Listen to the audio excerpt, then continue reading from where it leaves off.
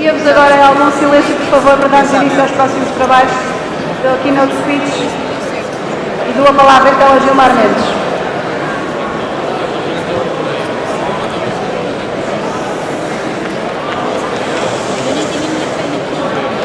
Senhoras e senhores, mais uma vez, bom dia a todos. Pediria que nos acomodássemos nos lugares.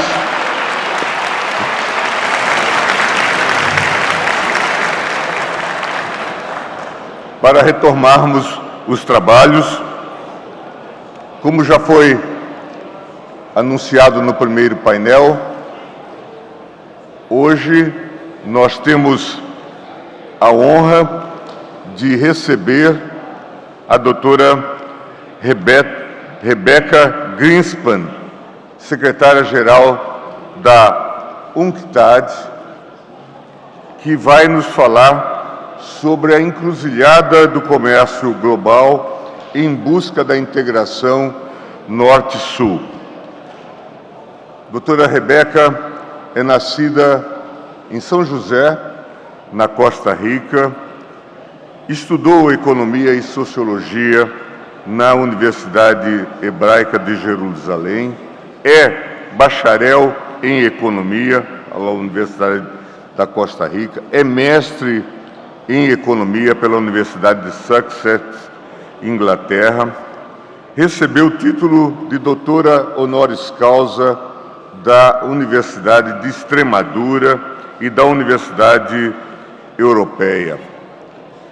Exerceu vários cargos políticos antes desta importante função. Vice-ministra da Fazenda, ministra da Habitação, ministra coordenadora do setor econômico e do setor social, vice-presidente da República da Costa Rica, depois fez uma ampla e conhecida carreira internacional no âmbito das Nações Unidas, foi secretária-geral ibero-americana e hoje é secretária-geral da UNCTAD. Nós recebemos com muita alegria e comemoramos a aceitação do convite feito à doutora Rebeca para que ela fosse hoje a nossa keynote speaker. Muito obrigado.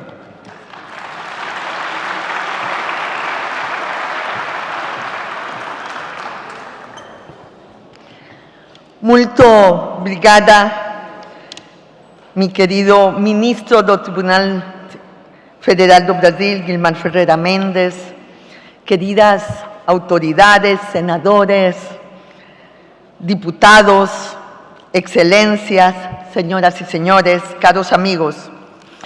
Permítanme hablar en español, mi lengua natal, y trataremos de entendernos en esta patria común de los iberoamericanos, que es el portuñol.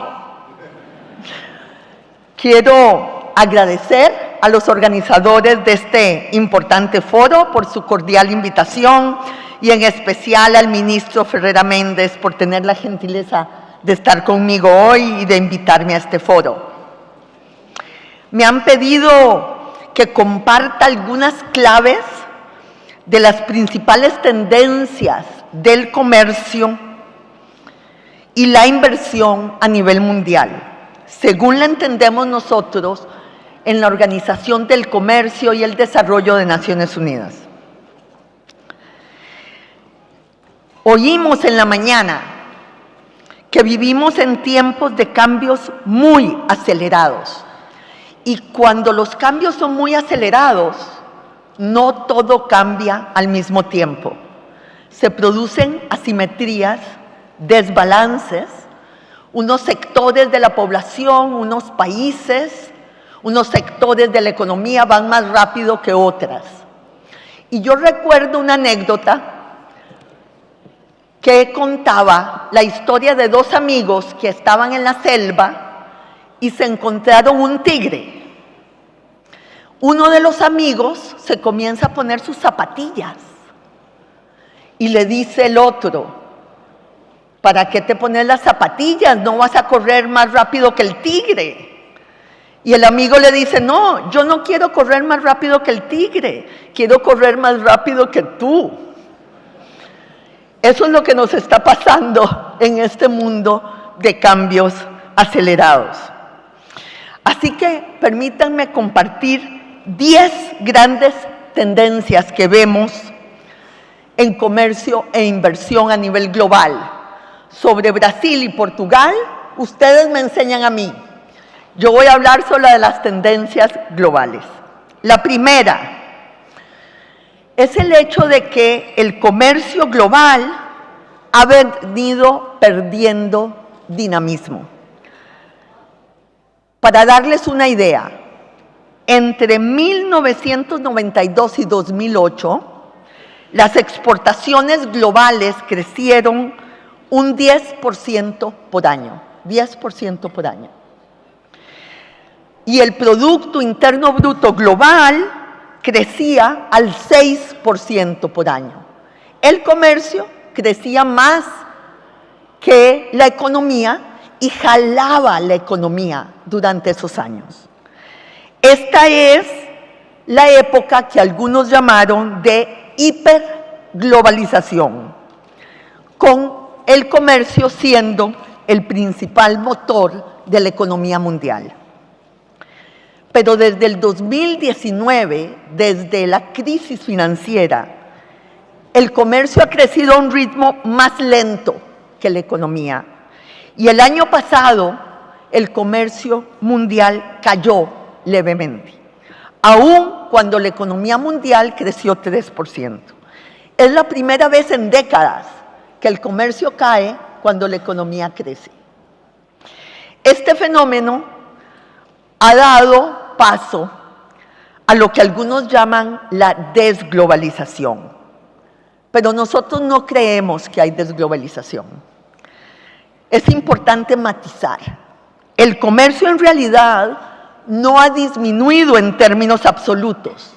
El año 2022 fue un año récord en términos de comercio y este año se espera una recuperación. Por lo que nosotros no creemos que el fenómeno sea de desglobalización, sino más bien de una reconfiguración del comercio mundial. Y esta es la segunda tendencia. Lo que realmente se ha ralentizado es el comercio de bienes. Lo que ha crecido es el comercio de servicios de alto valor agregado, especialmente los servicios digitales. Esto es lo que algunos llaman la desmaterialización del comercio internacional, que responde a una economía mundial más orientada a los servicios.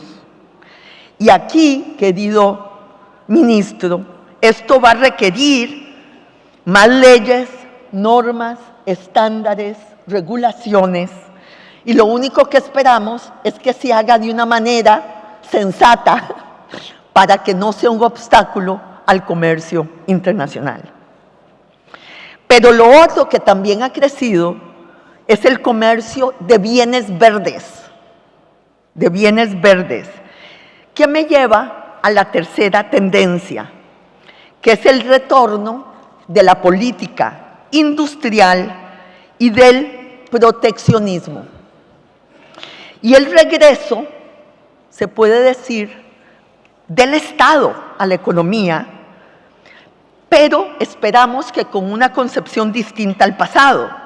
No se trata de sustituir al sector privado, sino de devolver una visión estratégica a la economía que asegure una visión compartida de largo plazo.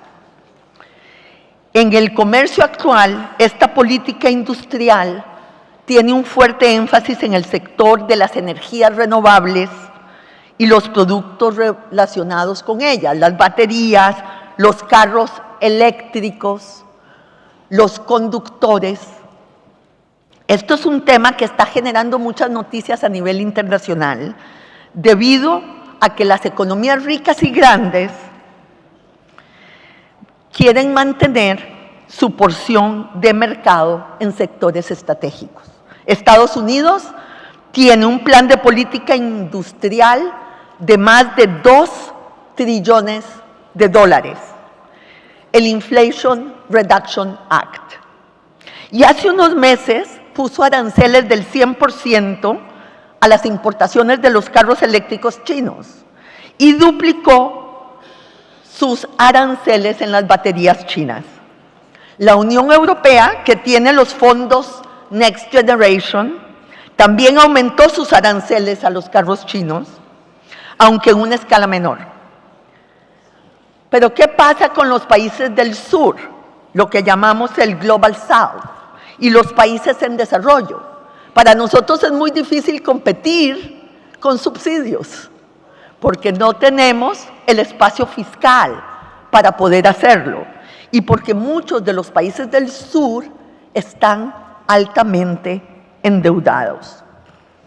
Entonces, ¿qué hacen los países del sur?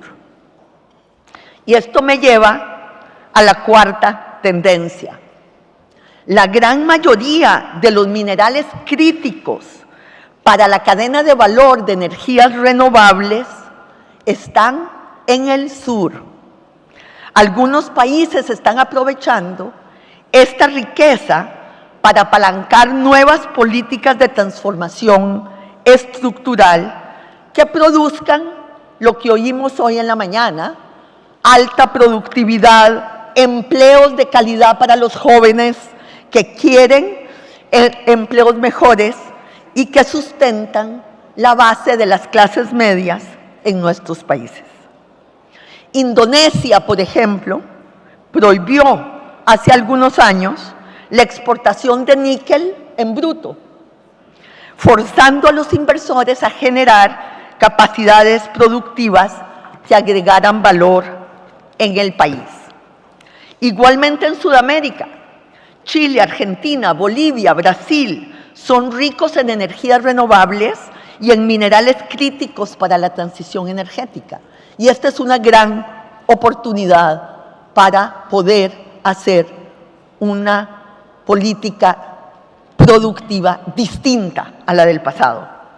La pregunta clave es si este retorno a la política industrial va a producir una flexibilización ordenada de las normas de comercio en un marco multilateral o, en cambio, transitaremos hacia un marco comercial más fragmentado y con una guerra proteccionista, además imbuida en una confrontación geopolítica.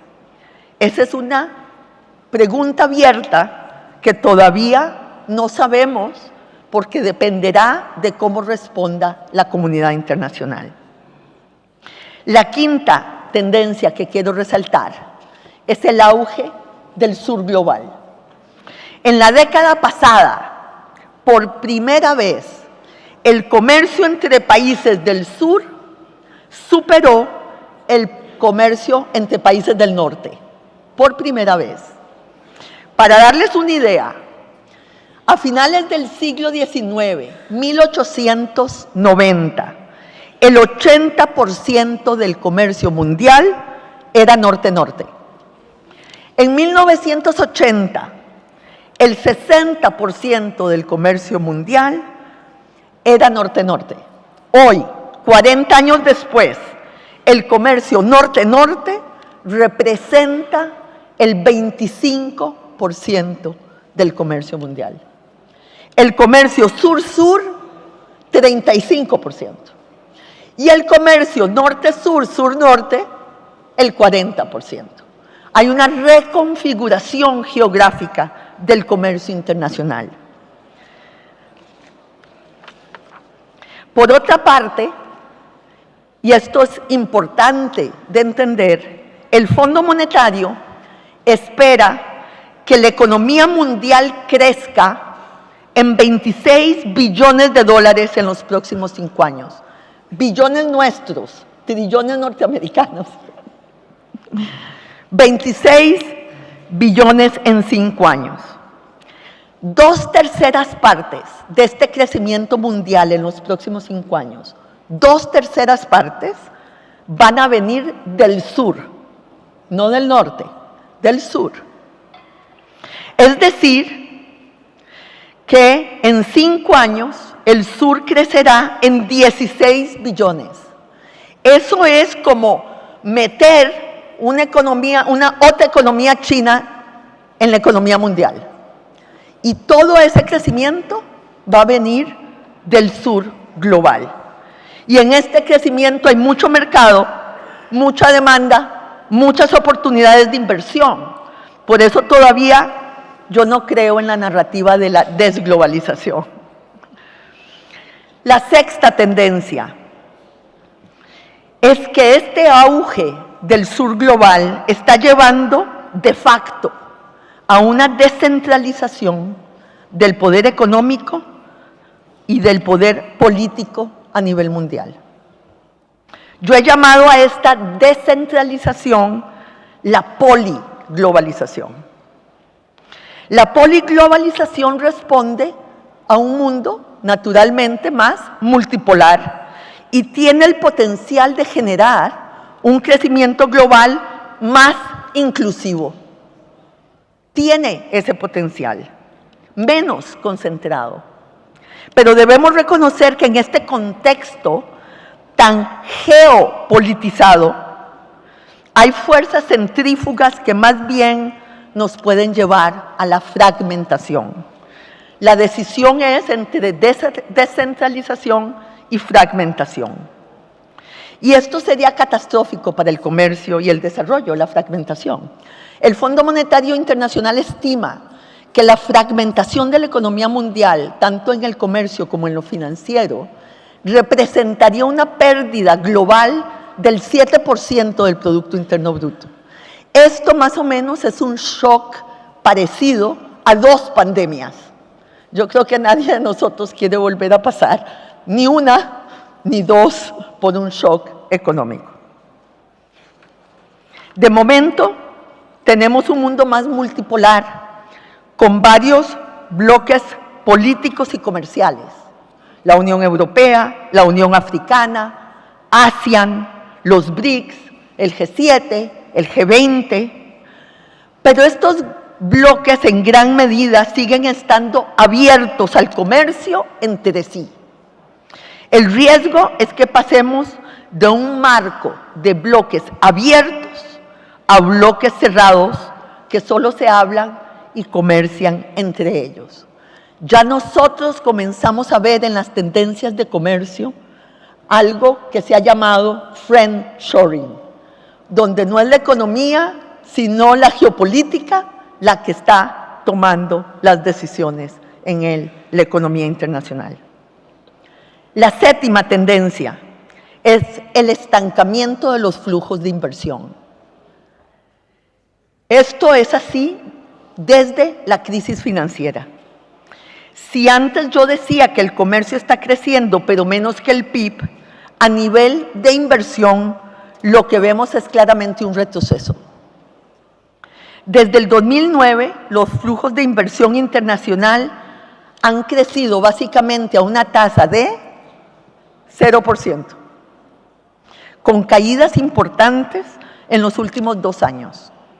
La semana pasada lanzamos el World Investment Report, que muestra que en el 2023 hubo una caída de la inversión internacional extranjera directa a nivel global del 2%, y cayó el 7% en los países del sur, 7%. Pero lo más preocupante es que la inversión extranjera en desarrollo sostenible cayó un 10%, especialmente en el sector agrícola y en los sectores de agua y saneamiento.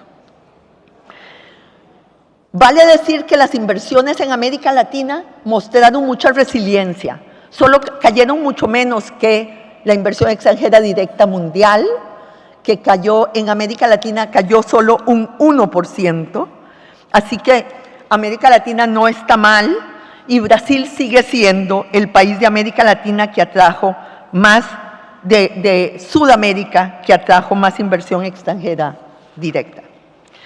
Y aquí vemos la misma dualidad entre bienes y servicios.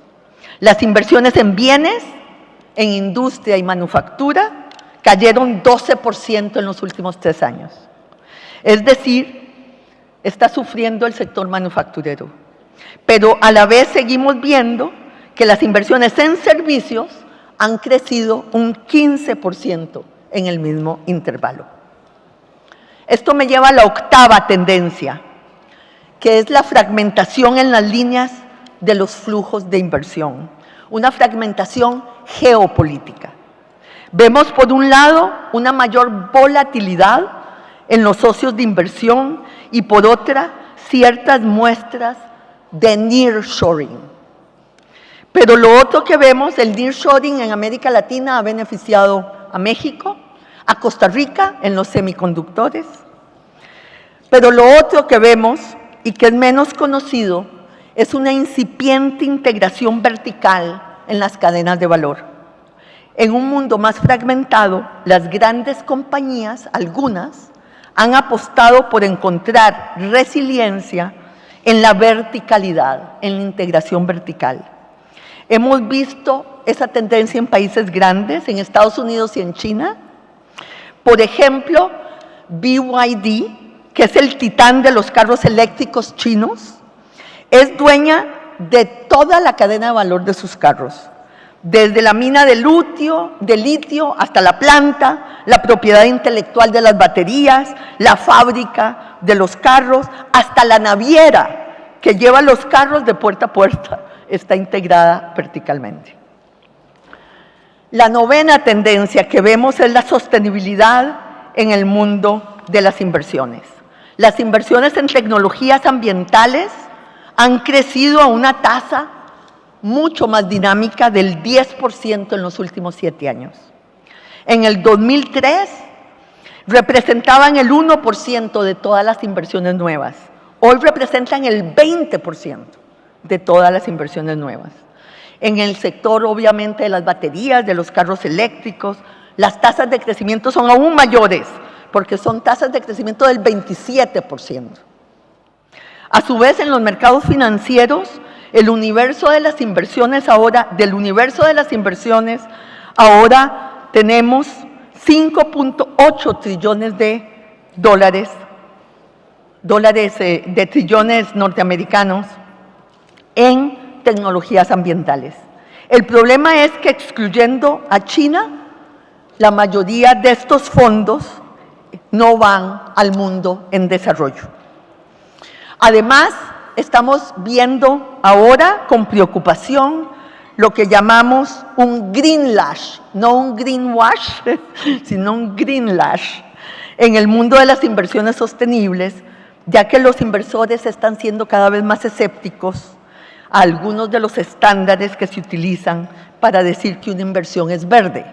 Ahí también necesitamos mucho más claridad de qué vamos a llamar inversiones verdes para evitar el greenwashing. Nuestros datos dicen que los fondos sostenibles tuvieron caídas de capital de un 60% en el 2003, en comparación con el año anterior. Y esto me lleva a la última tendencia, que es la necesidad cada vez mayor de reformar la arquitectura financiera internacional. Para aumentar los flujos de inversión hacia el desarrollo sostenible del sur, según nuestros datos, hay una brecha de financiamiento de 4 trillones de dólares americanos. Por eso es importante que la banca multilateral de desarrollo aumente, en nuestros datos quintuplique sus inversiones para que pueda atraer el capital privado. Vamos a necesitar de los bancos multilaterales de desarrollo, vamos a necesitar de los bancos regionales de desarrollo, vamos a necesitar de los bancos nacionales de desarrollo para poder hacer un de-risking, bajar el riesgo de la inversión privada para que la inversión privada pueda ir a los países en desarrollo. Y esta, hoy en día, es una tarea que el G20 ha tomado especialmente bajo la presidencia de Brasil. Esta reforma de la arquitectura financiera internacional incluye temas sobre deuda. Como decía, vemos países muy endeudados en los países en desarrollo, al borde de una crisis de deuda, y también vemos problemas de liquidez en un contexto de shock externos que van en aumento, y necesitamos el financiamiento de emergencia para que los países puedan enfrentarlos. Este entonces es el decálogo de tendencias: ralentización del comercio a nivel global, crecimiento del comercio de servicios, especialmente digitales, el retorno de la política industrial y el proteccionismo, los minerales críticos en el sur como contrapeso a la política de subsidios del norte, el auge del sur global, la encrucijada entre descentralización y fragmentación, la caída en la inversión extranjera directa, especialmente en el desarrollo sostenible en el sur, la geopolitización de los flujos de inversión, la inversión en sostenibilidad y tecnologías renovables y la demanda por una reforma de la arquitectura financiera internacional. Termino esta intervención compartiendo con ustedes una breve reflexión. El auge del sur global, con su creciente peso económico y político, abre una ventana de oportunidad sin precedentes para el comercio y la cooperación sur-sur. Sin embargo, esta oportunidad no debe ser vista como una amenaza para el norte, sino como un catalizador para la innovación y el crecimiento compartido. En lugar de pensar en términos de bloques cerrados y rivalidades geopolíticas, debemos abrazar una visión más amplia y colaborativa.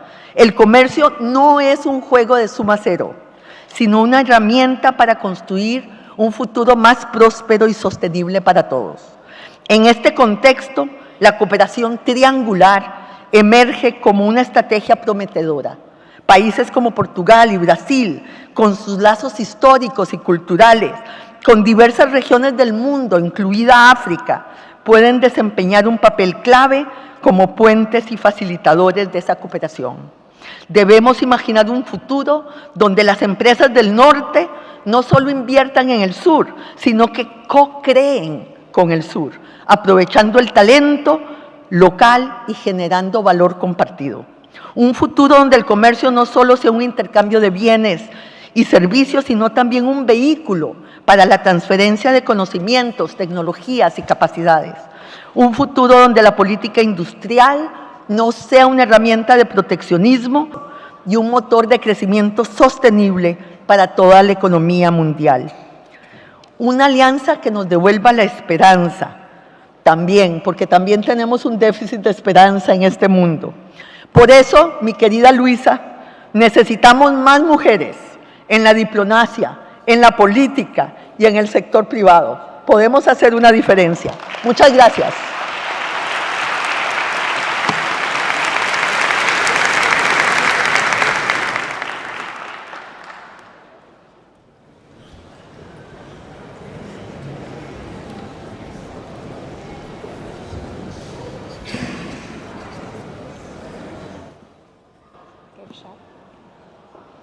Tem a palavra então agora o professor Gilmar Mendes, por favor, o Ministro. Ficamos todos, professora Rebeca Grispan, encantados com sua exposição e com a complexidade desse mundo que se vê e dos desafios que se colocam. Certamente há muitas perguntas que poderiam ser feitas, mas como sabe, nós no Brasil sofremos imensamente, o mundo todo sofreu, mas nós temos um sentimento muito especial com a crise da Covid-19. Perdemos mais de 700 mil irmãos nessa pandemia. E no que diz respeito, então, ao comércio global, sempre fica-nos uma pergunta sobre aqui as assimetrias, o desequilíbrio nas negociações ocorridas na distribuição de vacinas durante a pandemia de Covid-19. Eu não queria ser inconveniente, mas gostaria de deixar pelo menos essa pergunta.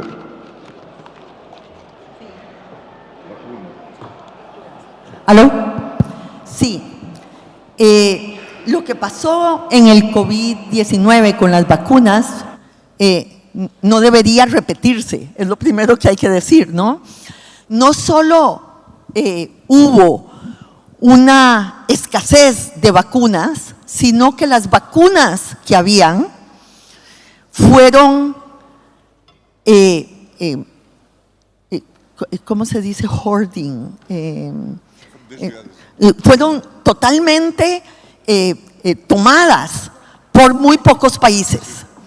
Yo digo que la ciencia fue un éxito, pero la política fue un fracaso. La razón es que no solo las vacunas fueron tomadas por muy pocos países y por los países más desarrollados más, sino que además tomaron mucho más de lo que necesitaban para su población, porque como había mucha incertidumbre de las fuentes de suministro, los países hicieron muchas más demandas de contratos con las compañías farmacéuticas de lo que necesitaban para su población. En algún momento hubo países desarrollados que habían pedido el doble de las vacunas de lo que necesitaban para poder inmunizar a su población. Y por lo tanto lo que vimos fue más nacionalismo y menos solidaridad. Y claro, los países en desarrollo comenzaron a presionar muy fuertemente porque las medidas y las normas de propiedad intelectual pudieran ser flexibilizadas para que los países pudieran producir sus propias vacunas. Y hubo una gran discusión en la Organización Mundial del Comercio, donde se dio una flexibilidad que en realidad no solucionó el problema, ¿no?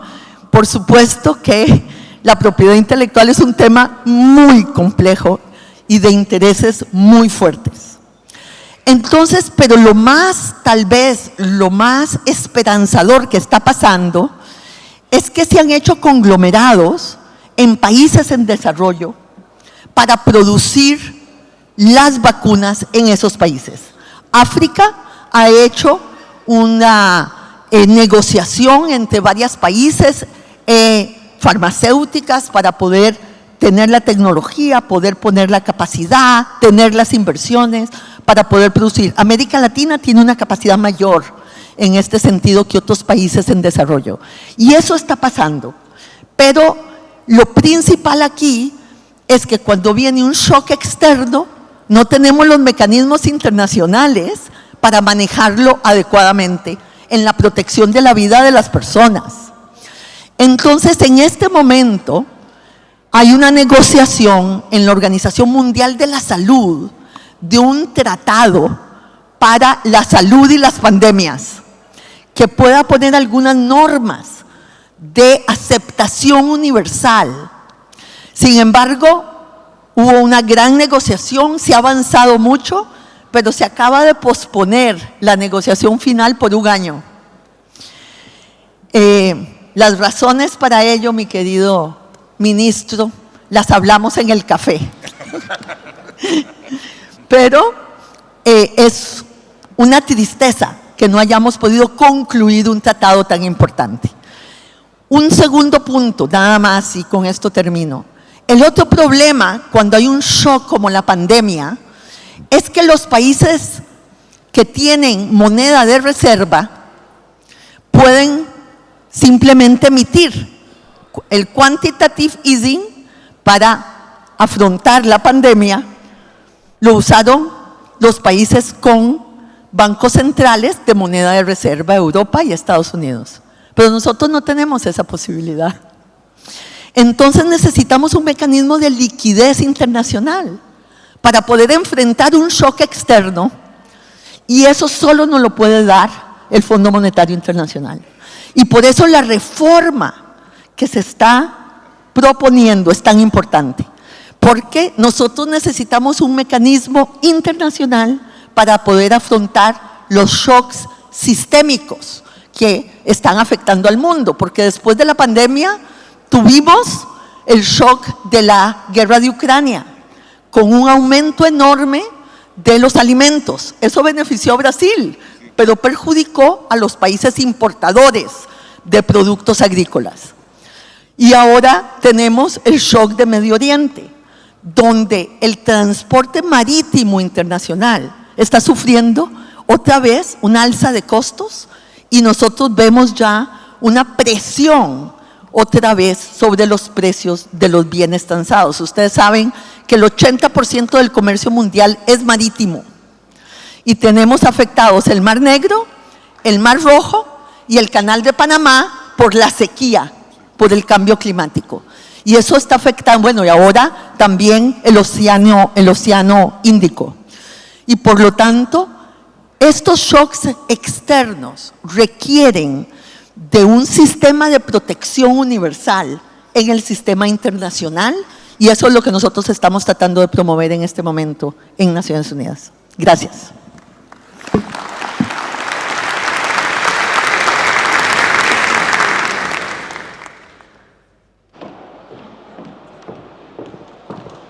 Bom, resta-nos agradecer à Rebeca e ao Gilmar. Muito obrigada por esta palestra. Uma salva de palmas, por favor.